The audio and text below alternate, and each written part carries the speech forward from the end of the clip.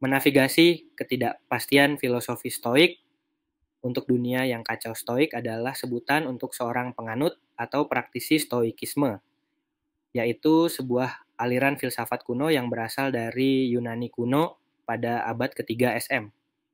Stoikisme didirikan oleh seorang filsuf bernama Zeno dari Citium dan mengalami perkembangan dan pengaruh yang signifikan dari filsuf Stoik lainnya seperti Epictetus dan Seneca.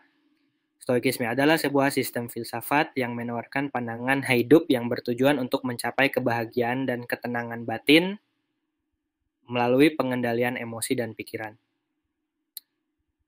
Para Stoik percaya bahwa kunci kebahagiaan terletak pada kebijaksanaan, keberanian, keadilan, dan penerimaan terhadap nasib atau ketidakpastian.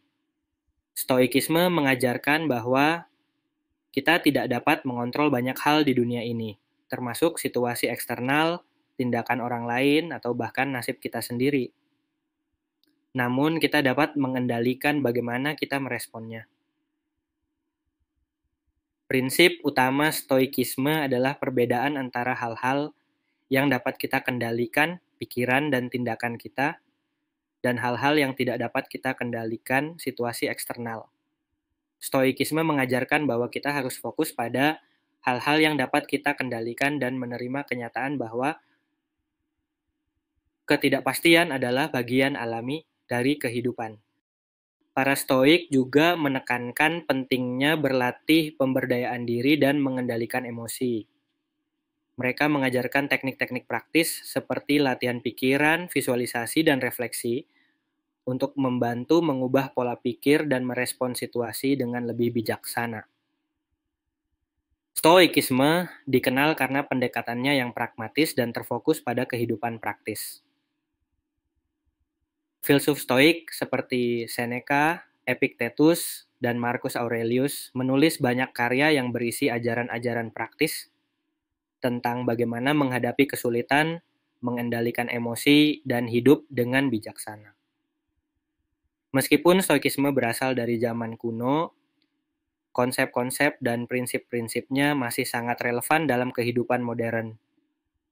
Banyak orang yang tertarik pada Stoikisme karena pandangan hidupnya yang dapat membantu menghadapi stres, ketidakpastian, dan tantangan dalam kehidupan sehari-hari. Apa sih yang merupakan sesuatu hal yang dapat kita kendalikan dan tidak dapat kita kendalikan? Ya, berikut adalah penjelasan mengenai hal itu. Menurut filosofi Stoik, terdapat dua kategori hal yang dapat dibedakan berdasarkan apakah kita dapat mengendalikannya atau tidak. Kategori pertama adalah hal-hal yang dapat kita kendalikan, sedangkan kategori kedua adalah hal-hal yang tidak dapat kita kendalikan. Mari kita jelaskan keduanya secara terperinci. Satu, hal-hal yang dapat dikendalikan. Hal-hal yang dapat kita kendalikan adalah hal-hal yang ada di dalam kekuasaan dan kontrol langsung kita sanisawanisit. Ini mencakup pikiran dan keyakinan. Stoikisme mengajarkan bahwa kita memiliki kendali penuh atas pikiran dan keyakinan kita. Kita dapat memilih bagaimana kita memandang dan menafsirkan dunia. Misalnya, kita dapat memilih untuk mengadopsi keyakinan yang positif dan konstruktif. Tindakan. Stoikisme mengajarkan bahwa tindakan kita adalah sesuatu yang dapat kita kendalikan sepenuhnya. Ketika kita dapat memilih untuk bertindak dengan bijaksana dan etis dalam setiap situasi yang kita hadapi. Kita dapat mengendalikan bagaimana kita berperilaku dan bagaimana kita merespons situasi. Sikap emosional. Stoikisme mengajarkan bahwa kita dapat mengendalikan sikap emosional kita terhadap situasi. Kita dapat mengembangkan kemampuan untuk mengendalikan emosi negatif seperti kemarahan, cemas, atau kekecewaan dan menggantinya dengan emosi yang lebih positif dan konstruktif. Dua hal-hal yang tidak dapat dikendalikan. Hal-hal yang tidak dapat kita kendalikan adalah hal-hal yang berada di luar kekuasaan dan kontrol langsung kita. Ini mencakup situasi eksternal, kita tidak memiliki kendali penuh atas situasi di dunia ini. Misalnya, cuaca, tindakan orang lain, atau kejadian di luar kendali kita. Stoikisme mengajarkan kita untuk menerima dan berdamai dengan kenyataan bahwa kita tidak dapat mengendalikan faktor-faktor eksternal ini. Nasib dan keadaan alamiah. Stoikisme mengajarkan kita untuk menerima bahwa ada hal-hal yang berada di luar kendali kita, seperti nasib kita atau kejadian alamiah. Kita tidak dapat mengontrol bagaimana hidup kita berkembang atau apa yang terjadi pada kita, tetapi kita dapat mengendalikan bagaimana kita meresponsnya. Dalam stoikisme, fokus utama adalah pada hal-hal yang dapat kita kendalikan. Kita dianjurkan untuk mengarahkan energi dan perhatian kita pada pikiran, tindakan, dan sikap emosional kita. Stoikisme mengajarkan bahwa dengan fokus pada hal-hal yang dapat kita kendalikan, kita dapat mencapai kebijaksanaan, ketenangan batin, dan kebahagiaan yang lebih besar. Namun penting juga untuk mencatat bahwa pemahaman mengenai hal-hal yang dapat dan tidak dapat dikendalikan dalam stoikisme bukan berarti kita harus menjadi acuh tak acuh terhadap dunia di sekitar kita. Sebaliknya, stoikisme mengajarkan kita untuk mengambil tindakan yang bijaksana dan etis dalam menghadapi dunia yang penuh dengan ketidakpastian. Terus, bagaimana stoik dapat membantu kita dalam menghadapi stres, ketidakpastian, dan tantangan dalam kehidupan sehari-hari? Ya, filosofi stoik dapat memberikan alat dan panduan praktis untuk menghadapi stres, ketidakpastian, dan tantangan dalam kehidupan sehari-hari. Berikut adalah beberapa cara di mana stoikisme dapat membantu. 1.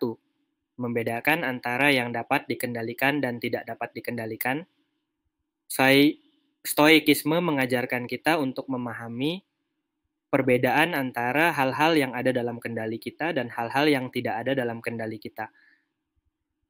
Nah, dengan mengakui bahwa banyak aspek dalam hidup kita berada di luar kendali kita, kita dapat mengalihkan perhatian dan energi kita ke hal-hal yang dapat kita kendalikan, seperti pikiran, tindakan, dan sikap emosional kita.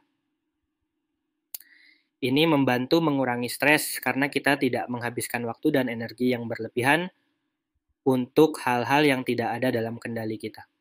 2. Latihan pikiran stoik. Stoikisme menyediakan berbagai latihan pikiran yang membantu mengubah cara kita memandang dan merespons situasi yang sulit. Contohnya adalah premeditatio malorum yang mengajarkan kita untuk memikirkan kemungkinan hal-hal buruk yang bisa terjadi dan mempersiapkan diri secara mental untuk menghadapinya. Latihan seperti ini membantu kita mengurangi kecemasan yang berlebihan dan merespons dengan lebih bijaksana ketika menghadapi tantangan. 3.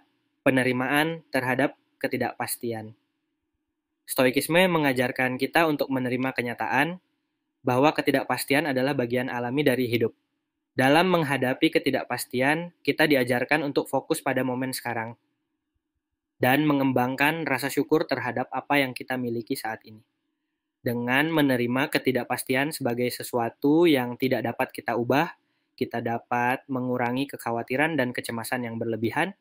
4. Itu mengendalikan reaksi emosional, yaitu stoikisme mengajarkan kita untuk mengendalikan reaksi emosional kita terhadap situasi.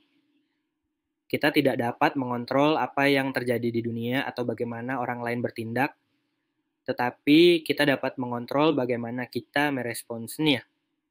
Dengan mengembangkan kendali atas emosi kita, kita dapat menghindari reaksi impulsif dan membuat keputusan yang lebih bijaksana dalam menghadapi stres dan tantangan. SIM, membangun kebijaksanaan dan ketahanan. Stoikisme mendorong pembangunan kebijaksanaan dan ketahanan dalam menghadapi kehidupan. Melalui latihan filosofi ini, kita dapat mengembangkan kemampuan untuk mempersepsikan situasi dengan lebih objektif, untuk bertindak dengan keberanian dan integritas, dan untuk mengatasi kesulitan dengan ketenangan batin.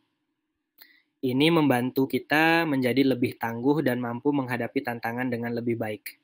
Dalam menghadapi stres, ketidakpastian, dan tantangan dalam kehidupan sehari-hari, stoikisme memberikan kerangka kerja yang praktis dan berfokus pada tindakan yang dapat kita lakukan. Dengan menerapkan prinsip-prinsip stoik dalam kehidupan sehari-hari, kita dapat mengembangkan ketenangan batin, ketahanan, dan kebijaksanaan yang membantu kita menghadapi dunia dengan lebih baik.